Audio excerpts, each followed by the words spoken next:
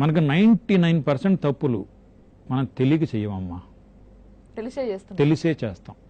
కానీ అవసరాలను బట్టి ఇప్పుడు ఇన్సూరెన్స్ అవసరం అని మనకు తెలుసు, కానీ ఎంతమంది చేస్తున్నారు?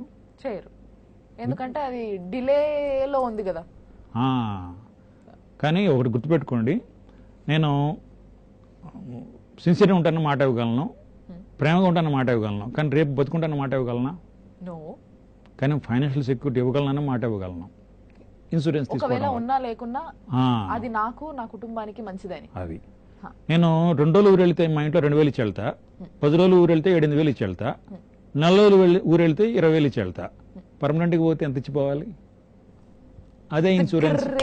ది గ్రేట్ లైన్ అనుకోవచ్చు సార్ ఇది నిజానికి.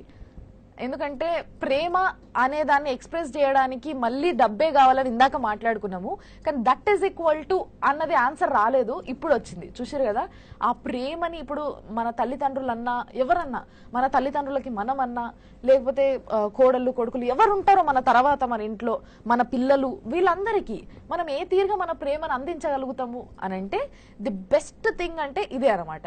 మనము ఎప్పుడు పోతామో చెప్పలేము, కానీ మనము ఆదా చేసిన దాంట్లో, మనం పాలసీలు తీసుకున్న దాంట్లో, పాలసీలు అంటే ఈ పాలసీ ఆ పాలసీ నాకు తెలియదు, నాకు అవన్నీ సంబంధం లేని విషయాలు, కానీ మనము ఏదైతే ఎన్కేసి మన సెక్యూరిటీ కోసం అని ఏదైతే పెట్టుకున్నామో ముందు ముందు, అది ఆ లాస్ట్ 20 years కోసం, అవి మనం ఉన్నా లేకున్నా, అనుభవించినా అనుభవించకున్నా, అనుభవిస్తే ఓకే హ్యాపీ, మనము హ్యాపీగా ఉన్నట్టే కదా, మనమన్నా సుఖపడ్డాం. లేదు కాదు కూడదు అని అంటే మన నెక్స్ట్ జనరేషన్ అన్నా హ్యాపీగా ఉంటుంది. సో అక్కడ అంతకన్నా మనశ్శాంతి ఉంటుందా ఆ ఆత్మకి? అంతేనా సార్? అంతే అంతే. సో మీరు గుడికి అలవాటు ఉందా మీకు? సార్ తప్పకుండా. గుళ్ళకి వెళ్తే ఎంతసేపు ఉంటారు? కష్టమైన క్వశ్చన్. పావు గంట, అరగంట జనరల్గా. గుళ్ళకి వెళ్ళే ముందు చెప్పులు ఎక్కడ పెడతారు? బయట స్టాండ్లో. స్టాండ్లో ఎంత ఇస్తారు? 5 రూపాయలు.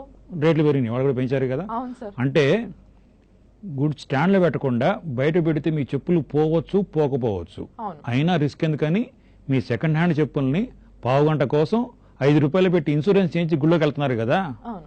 మరి సెకండ్ హ్యాండ్ చెప్పులకి ఇన్సూరెన్స్ చేయిస్తున్నారు కదా, మరి మనకి ఇన్సూరెన్స్ అవసరం లేదా కదా?